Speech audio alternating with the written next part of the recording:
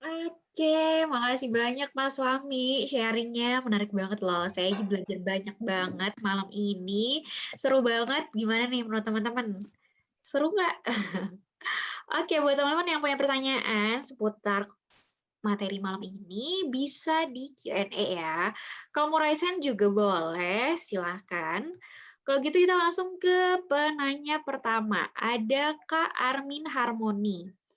Mas Fahmi, izin tanya, untuk membuat copywriting dari suatu produk, apakah baiknya angle dan overnya itu harus semua masuk dalam satu konten? Atau bisa di-deliver ke beberapa postingan secara berkala ya? Oke. Ya, kalau bisa, itu disesuaikan dengan objektifnya. Satu, sesuaiin dulu dengan tujuan utamanya ngiklan ini apa. Kedua, sebenarnya baiknya ya memang dipisah juga nggak apa-apa sih, baiknya dipisah, tergantung tadi, tujuan beriklan kita apa sih gitu, gampangnya gitu sih. Jadi kalau saya juga dipisah-pisah sih kadang-kadang, misalkan kayak kan nggak mungkin kita kita masukin semua di dalam satu. Nah, kita sesuaikan dulu, ini kita mau ngangkat angle apa nih, angle-nya ini misalkan, oh ya udah angle-nya ini, coba kita relate-nya dengan offers ini gitu kan. Misalkan ternyata ini nggak mempan nih, nggak mampu mengakuisisi, coba lagi yang kita punya senjata yang lain gitu kan. Makanya sebenarnya gunanya di awal itu cuma kita breakdown dulu aja, terwe yang kita punya apa, kita breakdown kayak gitu kan. Angle dan offer yang kita punya apa, breakdown, sehingga kita punya amunisi-amunisi ketika kita membuat konten. Nah, baiknya emang itu dilakukan split testing gitu kan. Split testing itu maksudnya split testing itu adalah dicoba dengan target yang sama, dicoba semua dengan angle-angle yang berbeda, mana yang paling banyak menghasilkan, menghasilkan result yang sesuai dengan ekspektasi kita lah, kayak gitu. Gampangnya sih gitu. Intinya dicoba dulu ya Mas ya, biar tahu nih Iya, mana kira-kira yang sesuai sama ekspektasi kita. Nah, pertanyaan kedua dari Kak Rizky Abdul Holik. Ini sih kayaknya pertanyaannya sama ya, kayak pertanyaan pertama. Kamu tanya, apakah setiap desain konten harus meliputi semua angle dan over? Kalau tadi copywriting, kalau ini dalam desain harus meliputi semua atau bisa beberapa juga, Mas? oke. Dalam desain, nggak harus semua, intinya nggak harus semua lah. Jadi sesuaikan aja. Misalkan gini, teman-teman mau misalkan biasanya konten iklan itu saya berangkat dari FAQ. Makanya saya bilang tadi, kan, biasanya ada yang nanya nih kayak saya bikin konten itu biasanya berdasarkan dari pertanyaan-pertanyaan yang sering diajukan. Misalkan produknya cara pakainya gimana, terus, apa ya, cara pakainya gimana. Nah, kalau misalkan dia nanya cara pakai kan kayaknya kurang asik aja kalau kita bikin kontennya, gambarnya adalah pakai gambar lah misalkan sedangkan ini adalah kita jualnya mesin mesin jahit lah misalkan, misalkan kita jualnya aplikasi IoT gitu ya. IoT berikut aplikasinya, terus kita ada yang nanya kayak gitu, banyak nih yang tanya cara pakainya gimana, cara pakai kita kira-kira itu pertanyaan paling mayoritas lah. Nah, kita mau menjelaskan itu melalui konten misalnya. Nah, kalau kita tulisnya pakai desain, kayaknya itu kan nggak akan menjawab dan mungkin menjawab tapi itu kan jadi berapa slide atau berapa halaman desain gitu. Nah kayak gitu-gitu bisa pakai video. Jadi hal-hal kayak gitu teman-teman pakai imajinasi teman-teman aja, kira-kira saya mau bilang gini, baiknya pakai apa ya? Enaknya mediumnya apa ya gitu kan? Tulisan kah? Atau visual kah? Atau audio visual kayak gitu. Jadi itu nggak ada pakemnya sih sebenarnya, yang menurut teman-teman dicoba aja, tapi mostly video itu, work better lah gitu, bekerja lebih bagus dibanding gambar dan lainnya. Video yang ada orangnya di dalamnya, orang yang ngomong gitu ya, itu biasanya bekerja lebih bagus dibanding, konten-konten yang tanpa manusia ataupun image doang kayak gitu. Gitu sih, Mbak. Oke, kalau Mas Fahmi biasanya buat desain konten berdasarkan dari FAQ itu ya, Mas ya? Betul, Mbak. Kita ke penanya berikutnya, ada Kak Widianti Rohim. Mas mau nanya, buat naikin speed biar nggak pakai coding, ada plugin yang rekomen nggak, Mas? Wah, apa ya, platformnya apa dulu? Sekarang itu website atau aplikasi. Kalau website-nya bikin sendiri atau pakai ya platform yang open source gitu. Kalau misalkan saya pakai tools sendiri, soalnya kalau bikin landing page saya pakai tools sendiri gitu. Ya emang udah ringan sih, kalau saya emang emang saya orientasinya bikin landing page itu buat mobile user gitu ya, buat mobile user ketika bikin landing page. Jadi saya udah nggak pernah, hampir jarang target iklan untuk user-user yang menggunakan desktop kayak gitu. Atau buka Facebook atau Instagram melalui desktop. Jadi saya pure menggunakan handphone. Jadi pasti saya orientasinya adalah mobile oriented kayak gitu. Jadi platform saya pun emang mobile oriented. Kalau teman-teman saya saranin kalau pakai platform yang lain, banyakin aja image misalkan kata-kata doang nih, kata-kata misalkan teman-teman mau nulis headline tapi di bawahnya ada gambar. Mendingan kata-katanya dimasukkan aja ke dalam image, kemudian formatnya biasanya itu kan PNG 24. Nah, maksimal itu kalau bisa 200 kilobyte satu image tuh gitu. Mungkin itu sih biasanya karena 200 kilobyte kan ringan. Jadi kalau satu gambar itu udah keload termasuk tulisannya dan gambarnya sudah keload juga. Jadi gambarnya mendingan saran saya tulisannya juga nggak usah pakai teks HTML lah kayak gitu gampangnya ya. Nggak usah pakai teks HTML. Jadi mendingan pakai langsung aja gambar semua, gambar mulai dari teksnya sampai ke gambar produknya kayak gitu. Nah, jadi gampang gitu. Jadi ketika keload satu, keload semua kayak gitu. Mungkin itu sih Mbak sederhananya. Oke, nah kalau yang ini dari Kak Tiburtius Solanos. Tools apa namanya untuk mengukur kecepatan loading, Mas? Yang sebelumnya di-mention sama Mas Fahmi kayaknya. Oh ini saya kasih lihat aja deh. Toolsnya ini sih. Coba saya share screen bisa nggak ya? Bisa ya. Bentar, Mbak. GT Matrix nih namanya ini. Layar saya ada nggak Mbak? Oh belum ya? Ada Mas muncul, GTmetrix. Nah ini nama toolsnya. Misalkan di sini bisa lihat misalkan saya baru bikin semalam bro.com. Nah, dia akan kayak gini nanti. Dia akan nge-screening sebentar sini paling 1 menit. Nanti di bawah hasilnya berapa detik gitu keload semua kayak gitu. Coba kita sambil tunggu nggak apa-apa ya Mbak ya? Nggak apa-apa, santai aja. Biar Iya. kita tahu hasilnya. Oh, oke. Saya juga baru tahu soalnya.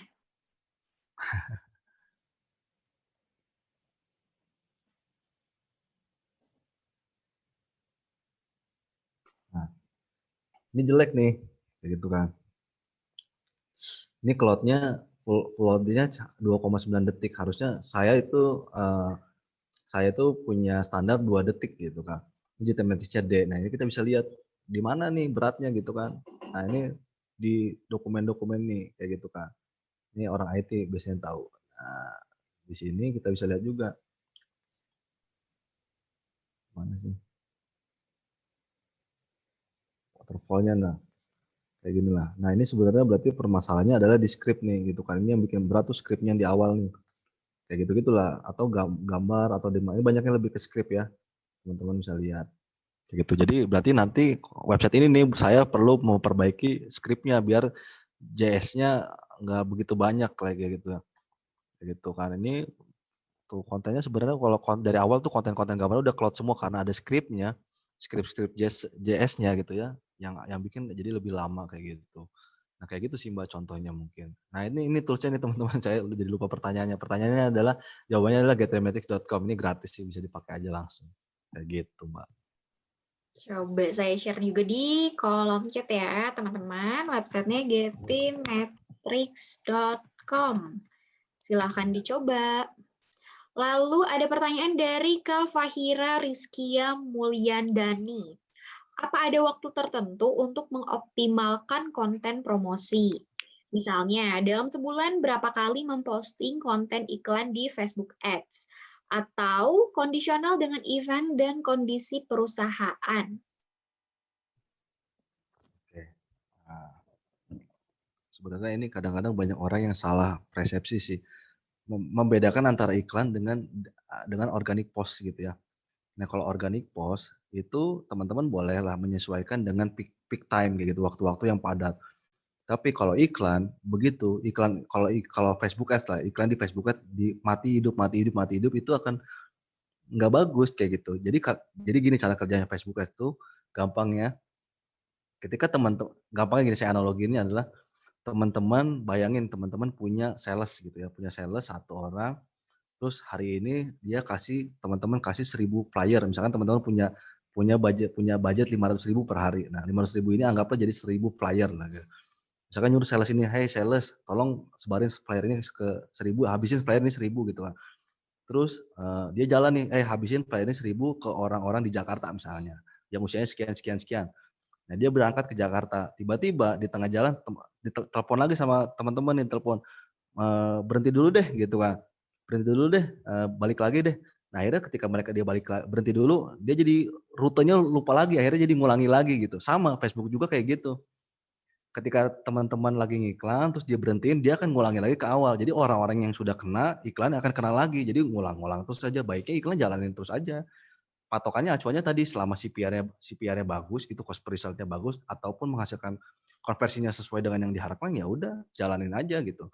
Saya pun gitu ketika menjalankan produk online shop misalnya, ada margin misalkan marginnya cuma 10.000, 50.000, tapi nggak boncos nih antara cost per CPR lah, cost per result misalkan biaya per purchase-nya, misalkan harga produknya 100.000, ternyata budget iklannya itu untuk menghasilkan satu penjualan itu 20.000. Modal saya misalkan 50.000, nah 50.000 ditambah 20.000 kan masih 70.000, saya masih punya margin 30.000, nggak boncos dong atau tidak rugi kan, ya udah jalan aja terus, sebenarnya kayak gitu sih gampangnya. Kalau dari awal udah kelihatan, wah rugi nih, matiin aja langsung, jangan ditunggu-tunggu karena itu judi kayak gitu. Iklan harus harus bisa diukur, pokoknya iklan itu harus bisa diukur, kalau teman-teman masih belum bisa ngukur berarti itu masih judi kayak gitu. Oke, saya baru tahu ya, ternyata ads itu bagusnya adalah continuity ya, Mas ya. Nggak Betul, Mbak. tergantung event atau campaign. Oke, menarik ya teman-teman ya. Kirain memang ya udah kalau misalnya ada campaign tertentu atau ada event tertentu, ternyata kalau yang mau mengikuti peak-nya itu justru postingan yang organik. Ilmu baru Betul teman-teman sekali. ya. Next ada pertanyaan dari Kak Debbie Cynthia. Malam Mas Fahmi, boleh lihat contoh konten yang mengarahkan ke landing page yang sudah pernah Mas Fahmi buat? Terima kasih. Ada nggak tuh Mas contohnya? Hmm, yang lagi jalan apa ya? Boleh deh saya share dikit nih. Saya lagi jalan nih, Hitsbro inilah ya contoh ya. Jadi sebenarnya teman-teman tuh bisa ngintip. Ini saya kasih sedikit lah ya. Teman-teman tuh bisa ngintip iklan-iklan yang lagi dijalanin sama kompetitor teman-teman. Kayak gitu ya. Ini ada kan Mbak ya screen share saya ya Mbak ya. Ada, muncul. Nah, jadi Facebook itu punya punya tools yang namanya Facebook Ads Library. Nah, tapi teman-teman harus pakai dengan bijaksana lah ya. Karena ini teman-teman bisa spying iklan kompetitor misalkan. Contohnya tadi saya lagi Hitsbro lah misalkan. Hitsbro itu ini cari semua, ini pilih cari semua, misalkan saya cari Hitsbro.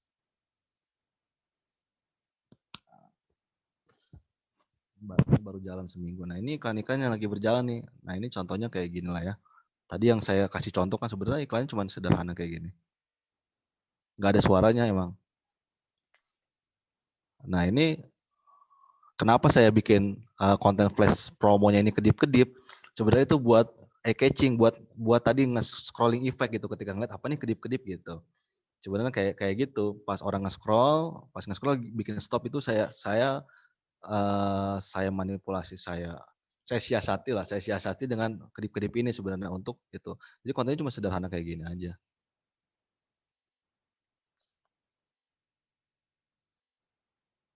Kayak gitu. Udah. Cuma berapa detik, durasinya juga cuma 12 detik.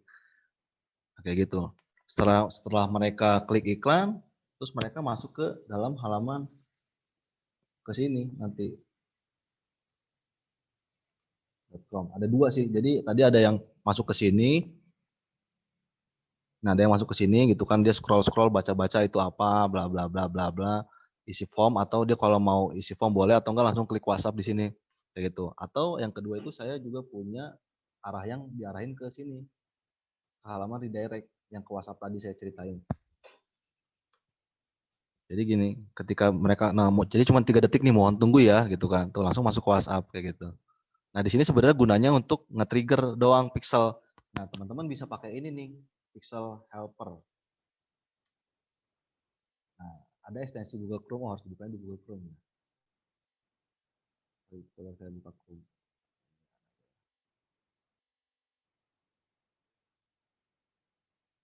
Oh nggak ada Chrome ini, soalnya bukan laptop saya. Nah teman-teman bisa pakai Pixel Helper. Jadi Pixel Helper itu gunanya buat teman-teman nanti tahu ketika ada pixelnya ke trigger atau enggak ketika kita buka suatu halaman gitu. Nanti cobain aja itu ekstensinya Google Chrome itu.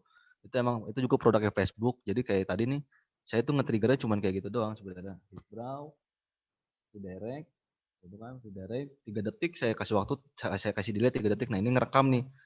Nah, sebenarnya lanjutnya ke WhatsApp kayak gitu sih paling. Nah, ini bisa pakai ya tadi, jadi jawaban yang tadi ketika mau ya ini salah satunya contoh iklannya kayak gini jawabannya, terus saya juga sekalian mau ngasih tahu ini ada tools buat ngintip lah ya, buat ngintip. Nah, ngintip boleh, nyontek terserah kayak gitu lah ya. Kayak gitu sih. Kalau mau lihat kompetitor kita lagi jalan iklan apa kayak gitu. Kayak paling itu sih, Mbak. Wah, menarik nih. Ilmu baru lagi nih. Saya baru tahu nih. Kadang kalau buat ads tuh gimana ya biar lihat preview ads-nya tuh di mana gitu. Ternyata bisa di situ teman-teman ya. Iya betul, Mbak. Dicatat loh websnya ya. Ada facebook.ads-library. Seru-seru. Iya betul. Ada yang mau tanya-tanya lagi nggak nih? Apa waktunya masih ada? Atau mungkin teman-teman yang punya pertanyaan di sesi 1 kemarin karena waktunya terbatas, terus akhirnya nggak kejawab deh pertanyaannya. Bisa ditanyain lagi di sesi Q&A malam ini ya. Boleh loh kalau yang mau tanya-tanya. Teman-teman, kita masih ada sesi ketiga ya, besok sama jam 7 malam. Jadi pastiin teman-teman join juga di sesi ketiganya karena ada surprise nih dari Mas Fahmi. Ya. Apa surprise-nya? Surprise-nya khusus untuk yang udah ngikutin aja dari 1, 2, 3 tapi Mbak. Nah itu saya mau kasih Oh, akses buat tools saya lah, sininis.com sebenarnya. Itu tools untuk social media management, tapi hanya untuk scheduling, planning, dan posting kayak gitu. Jadi mirip sama tools-tools yang existing, tapi di situ bisa dipakai sama teman-teman buat kolaborasi dengan tim, misalkan bisa assignment, bisa penugasan dan lain sebagainya. Nah itu paling nanti saya kasih aksesnya buat teman-teman yang ngikutin dari pertama sampai ke terakhir besok kayak gitu. asik. Seru nggak tuh teman nanti bisa dapetin akses ke Sininis ya Mas ya? Berupa sosial Betul media sini, manager ya Mas ya? betul Mbak. Tapi unique value-nya adalah nanti aplikasinya itu bisa digunakan bebarengan sama timnya yang lain karena bisa kolaborasi ya Mas ya, bisa pakai collaboration tools juga. Betul. Seru nggak tuh teman-teman? Ayo ikutan makanya sesi ketiga. Absen dong siapa yang udah join dari sesi pertama terus malam ini berarti tinggal 1 sesi lagi. Kalau mau dapetin akses dari sini nih.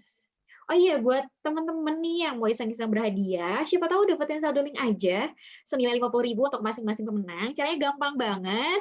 Cukup buat Insta Stories menarik mungkin seputar kegiatan webinar kita malam ini. Tapi sebelumnya di-follow dulu Instagramnya @telkombdv, terus Instastory-nya di-tag deh ke Instagram kita ke @telkombdv, pakai hashtag webinar BDV dan hashtag workshop digital marketing. Siapa tahu kamu yang dapetin saldo link aja senilai 50.000. Dan untuk teman-teman yang belum isi surveinya, bisa diisi, link surveinya udah saya share di kolom chat, coba saya share kembali ya. Jadi buat teman-teman yang tanya, nanti dapat nggak slide-nya? Terus nanti video playback-nya bisa ditonton lagi nggak ya? Bisa dong, nanti akan kita share ke email yang tertera di link survei ya. Nah, untuk teman-teman yang sudah mengisi, tidak perlu mengisi kembali. Kalau mengisi lagi juga boleh sih. Kontak person-nya berapa, Kak? Kontak person apa tuh, Kak? Kontak person-nya siapa? Kalau mau kontak BDV bisa kontak lewat email di info@bandungdigitalvalley.com atau ke DM Instagram kita ke @telkombdv. Kalau mau nomor teleponnya coba dicek di web ya. Saya nggak hafal deh soalnya. Nah, ada yang mau tanya lagi? Nggak dapet, Kak. Apa tuh? Nggak dapet apa tuh, Kak? Apanya yang nggak dapet? Oh iya, buat tadi teman-teman yang udah open mic, yang tadi exercise bareng, boleh DM ke Instagram kita ya, Telkom BDV, nama lengkap, terus nomor yang sudah terhubung dengan aplikasi link aja, dan emailnya ya. Nggak dapet, Kak, kontak personnya. Kontak person siapa nih, Kak? Oke, kita kembali ke Q&A. Oh, ini ada dari Kak Levina Maharani. Pertanyaan kemarin ya, Kak. Untuk data market di Facebook ini, user aktif aja atau user yang udah nggak login lama? Soalnya kan banyak akun yang sudah nggak aktif. Ini berarti kemarin ya, terkait target user.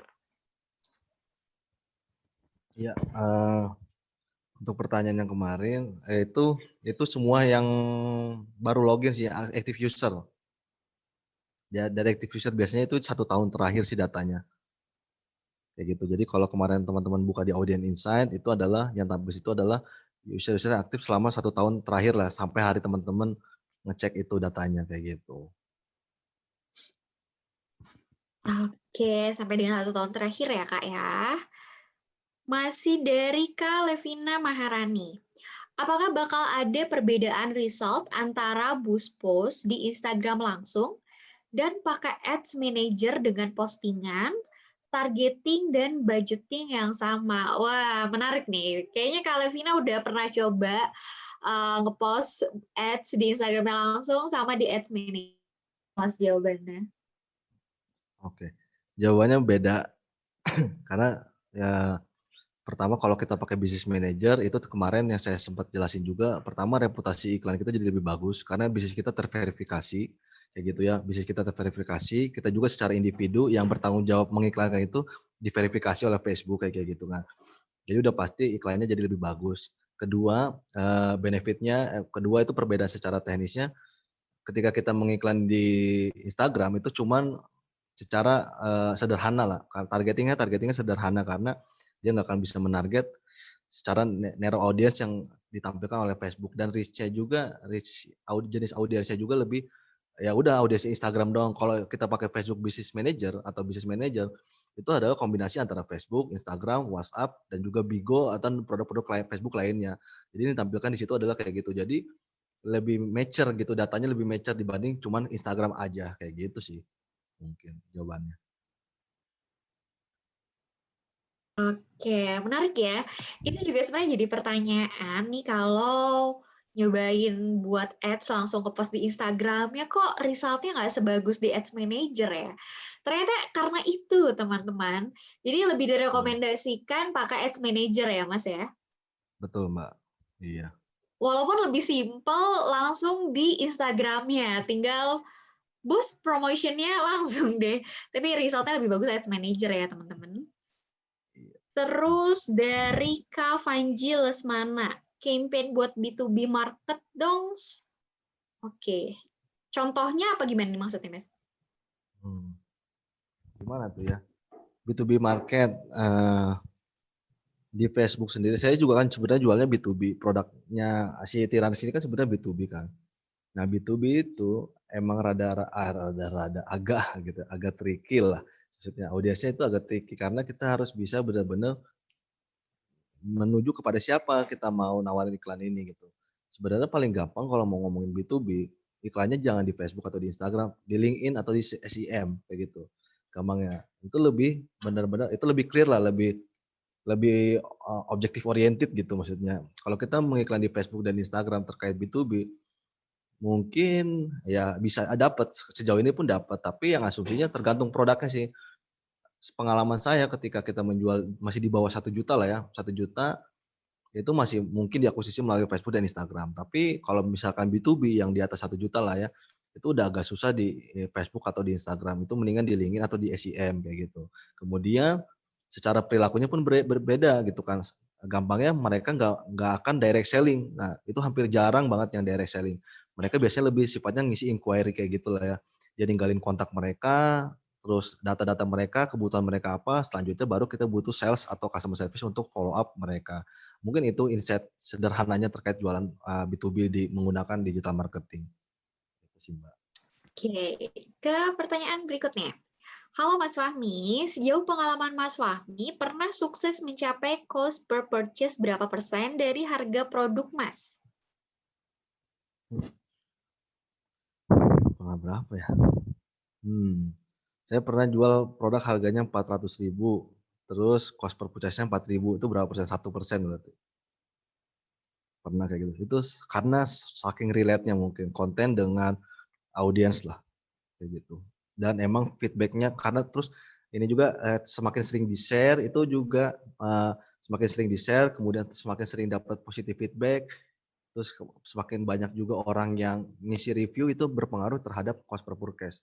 Karena dianggap Facebook semakin friendly dan semakin relate kayak gitu. Jadi saya punya trik sedikit saya bocorin di sini lah. Ini share aja. Jadi saya ketika ngiklan suatu produk biasanya saya iklan, nah cost per purchase-nya masih tinggi nih misalnya. Biar relate, biar lebih murah, saya biasanya saya pakai akun-akun teman-teman saya yang bener-bener yang samalah insight audiensnya dengan si target iklan saya. "Tolong dong komenin di sini, komen aja saya udah pakai Kak," kayak gitu gampangnya. "Saya pakai produknya bagus nih," gitu-gitu. Akhirnya kan itu karena kan Facebook itu kan robot ya, algoritma gitu kan. Ya kita pinter-pinternya aja sebenarnya bagaimana membaca algoritmanya si Facebook kayak gitu kan. Saya komen sampai 100 akhirnya mulai turun tuh cost per purchase-nya tuh saya tambahin review-review positive feedback. Nah, makin lama makin turun cost per purchase-nya dianggap Facebook karena udah benar-benar ya produk ini validate lah kayak gitu. Mungkin kayak gitulah ya cara kerjanya. Gampangnya lah itu bocoran sederhananya kayak gitu. Itu hack-nya ya teman-teman, silahkan dicoba. Iya, silakan. Ada dari Kak Supahri Ahmad. Mas, kalau bisnis saya marginnya kecil, apa cocok untuk menggunakan iklan di Facebook atau Instagram? Atau ada kategori bisnis yang hanya cocok di Facebook atau Instagram? Saya jawab nggak ya? Ya, aduh, gini. Coba diulangi pertanyaannya, soalnya nih yang nanyanya agak susah nih kayaknya. Coba. Kalau bisnisnya marginnya kecil nih Mas, cocok nggak kalau ngiklannya di Facebook atau Instagram? Atau ada kategori bisnis yang ini cocoknya di Facebook sama Instagram, ini nggak cocok? Atau semua bisnis cocok kok buat ads di Facebook sama Instagram, nggak tergantung dari marginnya? Oh, ya sebenarnya selama iklannya nggak rugi, jawabannya gitu, gitu. Selama iklannya nggak rugi kan jalanin aja iklannya, gas terus lah, gampang kayak gitu. Jadi ya kalau ini juga buat teman-teman gitu, kalau ketika mau ngiklan di Facebook atau di Instagram, nah itu masukin biayanya ke dalam biaya iklannya ke dalam cost struktur teman-teman gitu. Jadi akhirnya ketika mengiklan itu eee, nggak akan boncos lah kayak gitu. Buat teman-teman yang lain mungkin itu masukan dari saya. Jadi masukin biaya per akuisisinya atau CAC lah kalau di startup kan, CAC-nya cost acquisition user-nya di dalam cost struktur teman-teman gitu, di dalam cost strukturnya. Jadi ketika mengiklan pun sudah termasuk biaya promosi dan biaya akuisisi, jadi kayak gitu. Ditambah margin atau profit yang diharapkan kayak gitu. Mungkin itu sih, Mbak. Oke, semoga terjawab ya Mas. Next dari Kak Fahira Rizkia. Kak, izin bertanya lagi. Saya tadi ketinggalan pas pembahasan CTR. Kalau untuk menghitung dan mengetahui CTR baik itu gimana ya? Dan untuk mengetahui jumlah yang klik itu sudah ada detailnya ya setelah membuat iklan di Facebook Ads. Terima kasih, Kak. Gimana, Mbak? Saya terakhirnya kurang clear saya. Biar untuk mengetahui jumlah yang klik itu sudah ada detailnya ya setelah membuat iklan di Facebook Ads. Ada Oh ya. keterangannya nggak yang kliknya berapa misalnya? Iya, ada, Mbak.